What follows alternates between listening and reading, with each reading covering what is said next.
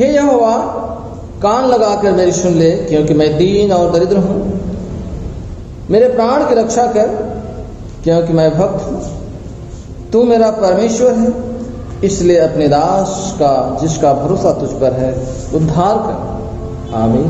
Praise the Lord. आज हम पढ़ेंगे उत्पत्ति की किताब से 45वां अध्याय 1 से लेकर 15वीं आयत तक। Book of genesis chapter 45 versus 1 to 15। तब यूसुफ उन सब के सामने जो उसके आसपास खड़े थे अपने को और रोक न सका और पुकार के कहा, मेरे आसपास के सब लोगों को बाहर कर दो। भाइयों के सामने अपने को प्रकट करने के समय यूसुफ के संग और कोई न रहा। तब वह चिल्ला चिल्ला कर रोने लगा और मिस्रियों ने सुना और फिरौन के घर के लोगों को भी इसका समाचार मिला। तब यूसुफ अपने भाइयों से कहने लगा, मैं यूसुफ हूँ, क्या मेरा पिता अब तक जीवित है? इसका उत्तर उसके भाई ना दे सके, क्योंकि वे उसके सामने घबरा गए थे। फिर यूसुफ ने अपने भाइयों से कहा, मेरे निकट आओ। यह सुनकर वे निकट गए। फिर उसने कहा, मैं तुम्हारा भाई यूसुफ हूँ, जिसको तुमने मिस्र आने वालों के हाथ बेच डाला था। अब तुम लोग मत पछताओ और तुमने जो मुझे यहाँ बेच डाला इससे उदास मत हो, क्योंकि परमेश्वर ने तुम्हारे प्राणों को बचाने के लिए मुझे तुम्हारे आगे भेज दिया है। क्योंकि अब 2 वर्ष से इस देश में अकाल है और अब 5 वर्ष और ऐसे ही होंगे कि उनमें ना तो हल चलेगा और ना अन्न काटा जाएगा। इसलिए परमेश्वर ने मुझे तुम्हारे आगे इसीलिए भेजा कि तुम पृथ्वी पर जीवित रहो और तुम्हारे प्राणों के बेचने से तुम्हारा वंश बढ़े। इस रीति अब मुझको यहाँ पर भेजने वाले तुम नहीं, परमेश्वर ही ठहरा। और उसी ने मुझे फिरौन का पिता सा और उसके सारे घर का स्वामी और सारे मिस्र देश का प्रभु ठहरा दिया है। अतः शीघ्र मेरे पिता के पास जाकर कहो, तेरा पुत्र यूसुफ यह कहता है कि परमेश्वर ने मुझे सारे मिस्र का स्वामी ठहराया है, इसलिए तू मेरे पास बिना विलंब किए चला आ। तेरा निवास गोशेन देश में होगा और तू बेटे, पोतों, भेड़ बकरियों, गाय बैलों और अपने सब कुछ समेत मेरे निकट रहेगा। और आकार के जो 5 वर्ष और होंगे उनमें मैं वही तेरा पालन पोषण करूंगा। ऐसा ना हो कि तू और तेरा घराना वरन जितने तेरे हैं वे भूखों मरे। और तुम अपनी आँखों से देखते हो और मेरा भाई बिन्यामीन भी अपनी आँखों से देखता है कि जो हमसे बातें कर रहा है वह यूसुफ है। तुम मेरे सब वैभव का जो मिस्र में है और जो कुछ तुमने देखा है उस सब का मेरे पिता से वर्णन करना और तुरंत मेरे पिता को यहाँ ले आना। तब वह अपने भाई बिन्यामीन के गले से लिपट कर रोया और बिन्यामीन भी उसके गले से लिपट कर रोया। वह अपने सब भाइयों को भी चूम कर रोया और इसके पश्चात उसके भाई उससे बातें करने लगे। यह परमेश्वर का वचन है। परमेश्वर का धन्यवाद। जय मसीह की। Praise the Lord. आज हम पढ़ेंगे 2 Corinthians chapter 1 verse 23 and 24 and 2nd chapter verse 1 to 11। मैं परमेश्वर को गवाह करके कहता हूँ कि मैं अब तक कोरिन्थुस में इसलिए नहीं आया कि मुझे तुम पर तरस आता था। यह नहीं कि हम विश्वास के विषय में तुम पर प्रभुता जताना चाहते हैं, परंतु तुम्हारे आनंद में सहायक है, क्योंकि तुम विश्वास ही से स्थिर रहते हो। मैंने अपने मन में यही ठान लिया था कि फिर तुम्हारे पास उदास करने न आऊं, क्योंकि यदि मैं तुम्हें उदास करूं तो मुझे आनंद देने वाला कौन होगा? केवल वही जिसको मैंने उदास किया। और मैंने यही बात तुम्हें इसलिए लिखी कि कहीं ऐसा ना हो कि मेरे आने पर जिसने मुझे आनंद मिलना चाहिए मैं उनसे उदास हूँ, क्योंकि मुझे तुम सब पर इस बात का भरोसा है कि जो मेरा आनंद है वही तुम सबका भी है। बड़े कलेश और मन के कष्ट से मैंने बहुत से आंसू बहा कर तुम्हें लिखा था, इसलिए नहीं कि तुम उदास हो, परंतु इसलिए कि तुम उस बड़े प्रेम को जान लो जो मुझे तुमसे है। अपराधियों को क्षमा, यदि किसी ने उदास किया है तो मुझे ही वही वरन जान कि उसके साथ बहुत कड़ाई ना करो। कुछ कुछ तुम सबको भी उदास किया है। ऐसा जान में लिए यह दंड जो भाइयों में से बहुतों ने दिया बहुत है, इसलिए इसे भला ये है कि उसका अपराध क्षमा करो और शांति दो, ना हो कि ऐसा मनुष्य बहुत उदासी में डूब जाए। इस कारण मैं तुमसे विनती करता हूँ कि उसने अपने प्रेम का प्रणाम दो, क्योंकि मैंने इसलिए भी लिखा था कि तुम्हें परख लूं कि तुम मेरे सब बातों के मानने के लिए तैयार हो कि नहीं। जिसका तुम कुछ क्षमा करते हो उसे मैं भी क्षमा करता हूँ, क्योंकि मैंने भी जो कुछ क्षमा किया है यदि किया हो तो तुम्हारे कारण मसीह की जगह में होकर क्षमा किया है, कि शैतान का हम पर दाव ना चले, क्योंकि हम उसकी युक्तियों में अनजान नहीं। आमीन।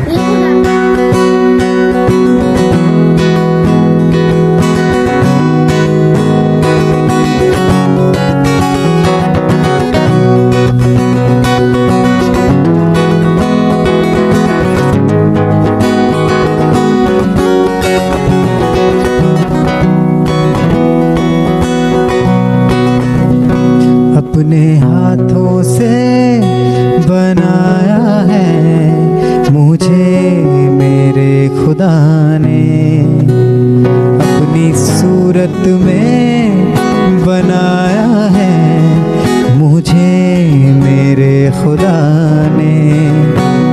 कितनी रहमत कितनी चाहत कैसी है उसकी मोहब्बत, अपने हाथों से बनाया है मुझे मेरे खुदा ने, अपनी सूरत में बनाया है मुझे मेरे खुदा ने।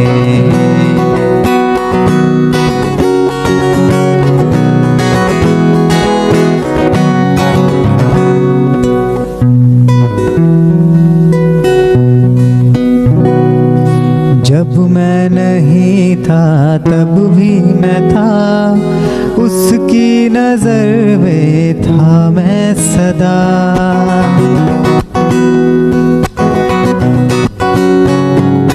जब मैं नहीं था तब भी मैं था, उसकी नजर में था मैं सदा। यूं ही अचानक नहीं आ गया, उसके इरादे से मैं बन गया, उसके इरादे से मैं बन गया। अपने हाथों में बनाया है मुझे मेरे खुदा ने, अपनी सूरत में बनाया है मुझे मेरे खुदा ने। कितनी रहमत कितनी चाहत कैसी है उसकी मोहब्बत, अपने हाथों से बनाया है मुझे मेरे खुदा ने, अपनी सूरत में बनाया है मुझे मेरे खुदा ने।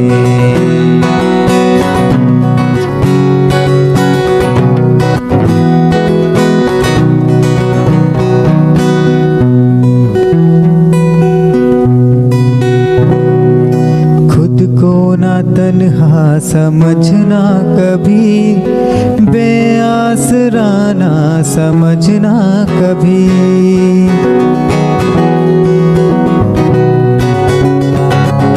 खुद को ना तन्हा समझना कभी, बेआसरा ना समझना कभी। वो जिसने दी है हमें जिंदगी, है नाम उसका यीशु मसीह, है नाम उसका यीशु मसीह। अपने हाथों से बनाया मेरे खुदा ने अपनी सूरत में बनाया है मुझे मेरे खुदा ने। कितनी रहमत कितनी चाहत कैसी है उसकी मोहब्बत, अपने हाथों से बनाया है मुझे मेरे खुदा ने।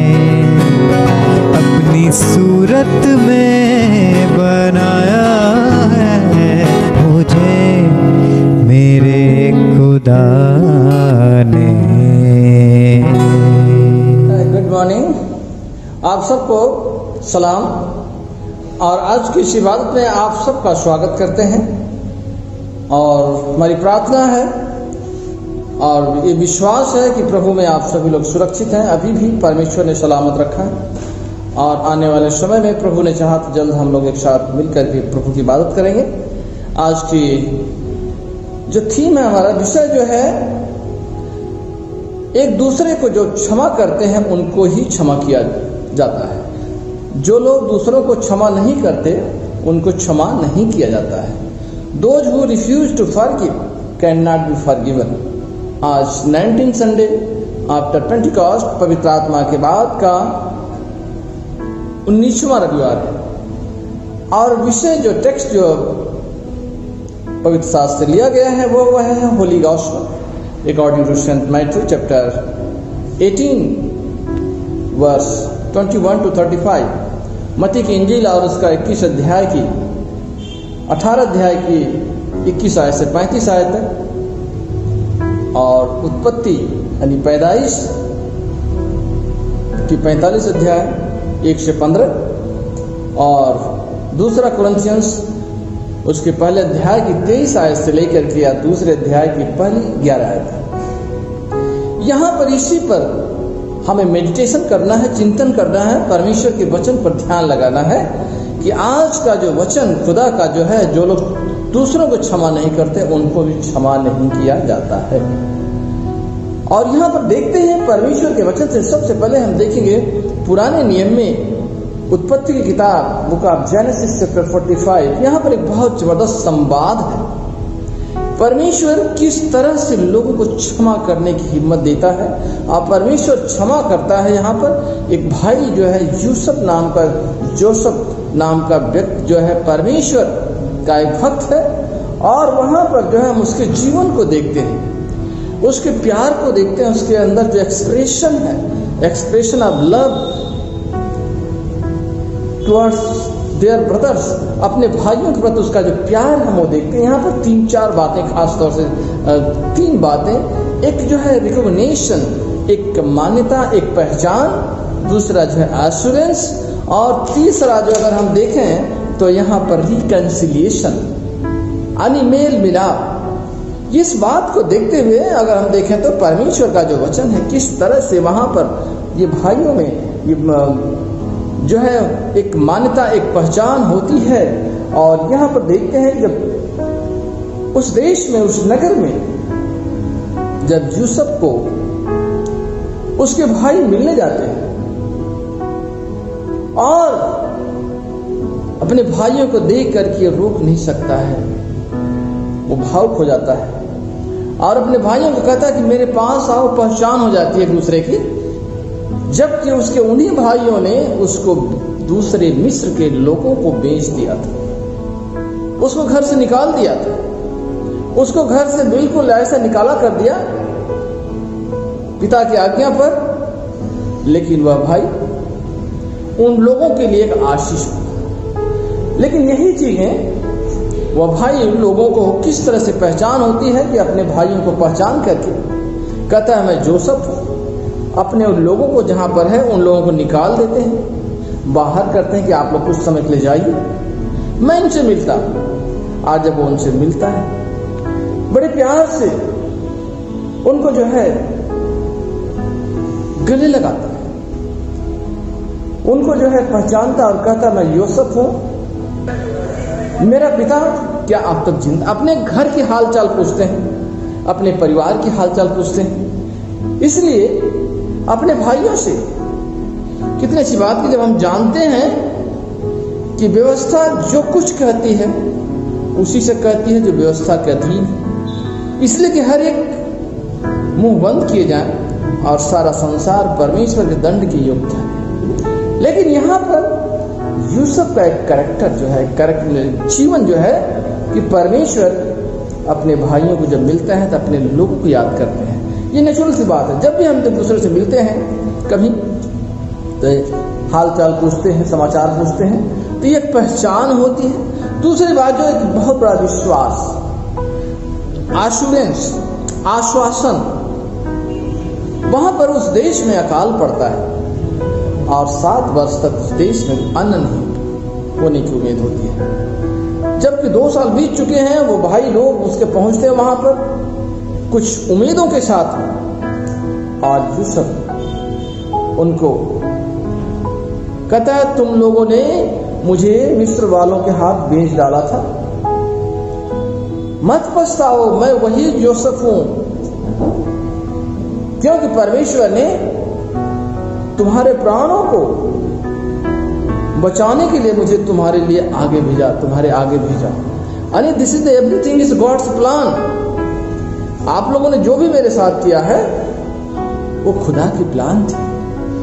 देखिए कितनी पॉजिटिव सोच उस व्यक्ति की, उस परमेश्वर के जन की अपने भाइयों के प्रति, कि आप लोगों ने जो मेरे साथ किया है वो खुदा की इच्छा थी। आप लोग पछताओ नहीं, आप लोग गिल्टी मत फील करो, आप लोग मेरे भाई हो, आप लोग मेरे समाज के हो, आप लोग मेरे लोग हो। जाओ, यह एक आश्वासन वो देता है जिन लोगों ने उसे बेच दिया था। यद्यपि तुम लोगों ने मेरे लिए बुराई का विचार किया था, परंतु परमेश्वर ने उसी बात में भलाई का विचार किया, जिससे वह ऐसा करे जैसा आज के दिन प्रकट है कि बहुत से लोगों को प्राण बचाया जा सके। यानी यहाँ पर परमेश्वर उसको किस तरह से तुम्हारे लिए खुदा ने रास्ता खोला मुझे यहाँ लाने के लिए। शायद आप लोग मुझे नहीं बेचते तो आज शायद ये समय नहीं आता, लेकिन ये परमेश्वर की प्लान, ये परमेश्वर ने आश्वासन दिया। और इसके साथ हम देखते हैं कि कितनी अच्छी स्टोरी जो है यूसुफ की अपने भाइयों के प्रति, एक बहुत बड़ी आज एक मिसाल, एक रिकॉग्निशन, एक एनकरेजमेंट हम सब के लिए है, समाज के लोगों के लिए है कि आपस में भाई एक दूसरे से किस तरह से मिलते हैं। और वो दूसरी बात अपने भाइयों को भेजता है कि जाओ हमारे पिता को बुला लो, लोग सभी लोग आए और एक साथ रहे। क्या ये वंडरफुल। उन लोगों को रहने का एक टाउन जिसका नाम है गोशेन, वहां पर रहने के लिए उन लोगों को इंतजाम करता है, सबका इंतजाम करता है।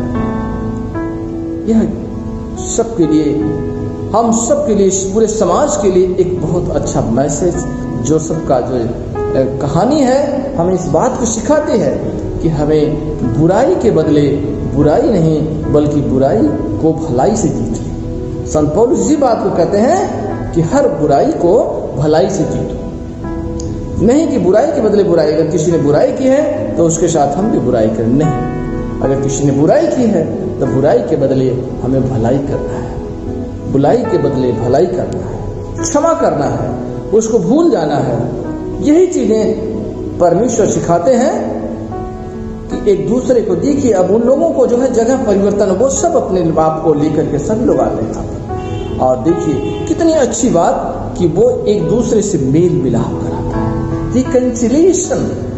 यहाँ पर लिखा है कि तब वह अपने भाई बिन्यामीन से गले लिपट कर रोया।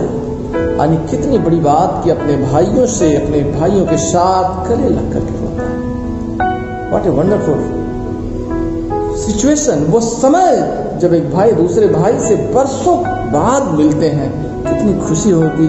एक परिवार एक दूसरे से मिलता है और लपट करके, आपस में लिपट करके रोते हैं, एक दूसरे को किस करते हैं, एक दूसरे से हाल चाल पूछते हैं। कितनी खुशी महसूस होती है उस समय। अब वो भाई लोग आपस में इस बात को पछतावा महसूस करते हैं, हमने बहुत गलती करी, ऐसा नहीं करना चाहिए। लेकिन शायद परमेश्वर की योजना उनके जीवन में ऐसी ही थी कि एक दूसरे को माफ करना। उनके जीवन से एक लेसन सीखना था, जो सबके जीवन से उन भाइयों के जीवन में देखिए परिवर्तन आ जाता है। आज वही चीज प्रभु यीशु मसीह मत्ती के इंजिल में और उसके 18 अध्याय के 21 आयत से लेकर 35 आयत में वहां पर वही बात जो स्वामी है कि स्वर्ग का राज किस तरह से, स्वर्ग का राज, स्वर्ग के राज क्या होते हैं, कैसे हम एक दूसरे को माफ करना, एक दूसरे को क्षमा करना, वह इस तरह से है कि जिस प्रकार से एक राजा, एक बादशाह, एक स्वामी अपने दासों को अगर उसने हिसाब लेना चाहता, उनसे लेखा जोखा लेता है। एक दास के ऊपर 10,000 का कर्जदार था और राजा ने, स्वामी ने उसको कहा भरपाई कर दो, लेकिन उधर भरपाई करने के बजाय उसके लिए कुछ नहीं, अगर वो सब कुछ बेच देता तो भी भरपाई शायद नहीं कर पाता, लेकिन वह स्वामी उसको माफ कर देता है। जाओ, तुम्हारा सब कुछ माफ कर दिया हमने। लेकिन उस आदमी ने, उस व्यक्ति ने, उसका एक दूसरा साथी जो है, जो 100 दिनार का देनदार था, जिसके ऊपर 100 दिनार का कर्ज था, वह व्यक्ति अपने साथी को माफ नहीं करता है, उसको कैद खाने में डालने की बात करता है, उसको माफ नहीं करता कि मुझे भरना है, तुझे भरपाई करनी ही करनी है। देखिए, जिसका 10,000 माफ किया जा सकता है, वह व्यक्ति अपने किसी को 100 दिनार माफ नहीं कर सकता। यह सोचने की बात है। इसलिए स्वर्ग का राज वही है कि जब हम एक दूसरे को माफ करते हैं। और वह भाई, यहां पर क्या होता है कि जो उस पर, जैसे मैंने तुझ पर दया की, वैसे ही क्या तू अपने संगी पर दया नहीं कर सकता है। यहां पर यह बात होती है कि हम एक दूसरे पर दया करें, करुणा करें, क्योंकि स्वामी का क्रोध जो है आकर उस दंड देने वाले के हाथ सौंप दिया, और जब तक वह सब कुछ भरा नहीं तब तक वह उसी हाथ रहे। लेकिन ये बात यहां पर है, इसी प्रकार मन से क्षमा जब तक नहीं करेंगे तो वो पिता, जो स्वर्गीय पिता, वो भी नहीं क्षमा करे। मन से क्षमा करना, एक दूसरे को मन से क्षमा करना है। प्रभु यही बातें लोगों को सिखाते हैं। संत पौलुस यही बातें कहते हैं अपने लोगों को कि अपराधी को क्षमा करना। प्रभु यीशु मसीह शरीर पर जो देख रहा है लोगों को और कहता है, हे पिता, इन्हें क्षमा कर, जो उसे सूली पर चढ़ाया, निर्दोष को, निर्दोष व्यक्ति को, इनोसेंट व्यक्ति को सलीब पर चढ़ाए हुए, और वहां से वो प्रार्थना करता है, हे पिता, इन्हें क्षमा करे, नहीं जानते क्या कर रहे हैं। क्षमा वीरस्य आभूषण, क्षमा वीरों का आभूषण। क्षमा करना एक बहुत बड़ी हिम्मत। वीर वह नहीं जो सीमा पर है, वीर वह है, वह वीर हमारे सुरक्षा के लिए है। लेकिन यहाँ माफ करना भी हमारी बहुत से बड़ी सुरक्षा है। हम शांति महसूस करते हैं जब एक दूसरे को क्षमा करते हैं, एक दूसरे से प्यार के साथ रहते हैं। प्रभु यीशु यही सिखाते हैं कि मैं तुम्हें एक नया हुक्म देता हूँ, जैसा मैं तुमसे प्यार किया, जैसा मैं तुम्हारे साथ रहा, तुम भी वैसे ही एक दूसरे से प्यार करो, तुम वैसे एक दूसरे को क्षमा करो और मेरे इस राज को बढ़ाते रहो। यही बातें हमें एक दूसरे को क्षमा करनी है और आज प्रभु के कार्यों को, प्रभु में आगे बढ़ते रहना है, एक दूसरे को आगे बढ़ाना है, एक दूसरे को क्षमा करना है, हमें एक दूसरे के साथ यूनिटी बना के रखना है, ताकि हम प्रभु में एक दूसरे के साथ मिल करके रहेंगे तो शैतान का मुकाबला कर सकते हैं, सत्य के साथ आगे बढ़ सकते हैं। प्रभु आप सबको आशीष दें। Thank you so much. आइए अपनी इबादत में निकाय का अकीदा दोहराएंगे। हमें खुदा कादिर मुतलक बाप पर ईमान रखते हैं, वह आसमान और ज़मीन और सब देखी और अनदेखी चीज़ों का खालिक है।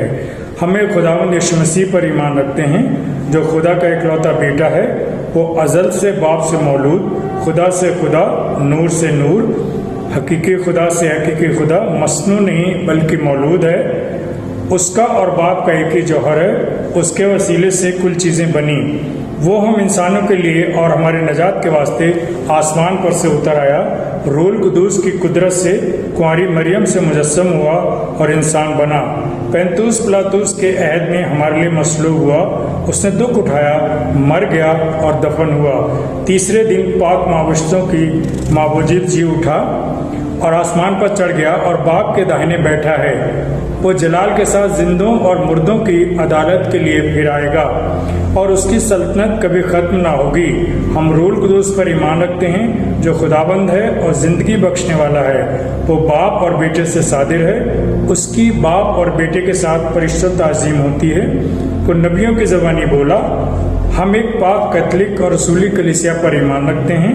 हम एक बपतिस्मे का जो गुनाहों की माफ़ी के लिए इकरार करते हैं और मुर्दों की क़यामत और आइंदा जहान की हयात का इंतज़ार करते हैं। आमीन। सबको जय मसीह की। आइए हम सब सिफारिशी दुआ में शामिल हुए। आइए हम सब इंसानों के लिए दुआ करें और अपनी दुआओं को खुदावंद यीशु मसीह की दायमी सिफारिश के साथ पेश करें। आए आसमानी बाप, हम तुझसे दुआ करते हैं कि सारे जहान में इंसाफ और सुलह कायम हो और हर इंसान बहुतायत से जिंदगी पाए। आए रहीम खुदावंद, हमारी दुआ सुन। उन सब के लिए जो इस गांव शहर में बसते हैं और उन तमाम बातों को दूर करने के लिए भी जो एक दूसरे में फूट और झगड़े पैदा करते हैं, ताकि हमारे मुल्क में सच्ची एकता और मेल मिलाप की तरक्की हो। आए रहीम खुदावन, हमारी दुआ सुन। उन सब के लिए जो खेती बाड़ी, उद्योग धंधे या व्यापार में लगे हुए हैं, सब मजदूरों और कारीगरों के लिए और उन सारे लोगों के लिए भी जो हमारी जरूरतों को पूरा करते हैं। आए रहीम खुदावन, हमारी दुआ सुन। तमाम उस्तादों, पढ़ने वालों, साइंसदानों, लेखकों, हुनरमंदों और उन सब के लिए भी जो दूसरे लोगों के दिलो दिमाग पर असर डालते हैं। आए रहीम खुदावन, हमारी दुआ सुन। उन सब के लिए जो दुख या तकलीफ उठा रहे हैं, बेरोजगार हैं, गरीब या भूखे हैं, मोहताज या कुचले हुए हैं, जो बीमार या मरने के करीब हैं। कोविड पेंडेमिक में जिन लोगों की जॉब छूट गई है, फैक्ट्रीज बंद पड़ी हैं, कितने लोगों को वेतन ठीक से नहीं मिल पा रहा, कितने लोग परेशानी से घिरे हुए हैं, उन पर रहम करिए, क्योंकि आप वे दया करने वाले प्रभु हैं। ऐ रहीम खुदावन, हमारी दुआ सुन। उन सब के लिए जिन्हें इस मुल्क और दूसरे मुल्कों में इख्तियार दिया गया है, खास कर हमारे राष्ट्रपति, प्रधानमंत्री, इस सूबे के गवर्नर और मुख्यमंत्री और उन सब के लिए भी जो इस देश को संभालते हैं, इस देश के संविधान को संभालते हैं, लेकिन मेजॉरिटी के कारण इस संविधान का दुरुपयोग कर रहे हैं। उन सब को सद्बुद्धि दीजिए कि वे सच्चाई पर चल के इस देश को संभालें और देश को सुरक्षित रखें। ऐ रहीम खुदावन, हमारी दुआ सुन। सब मसीह लोगों की एकता और मेल मिलाप के लिए और दुनिया के उन के मुनासिब तौर से गवाही देने और खिदमत करने के लिए।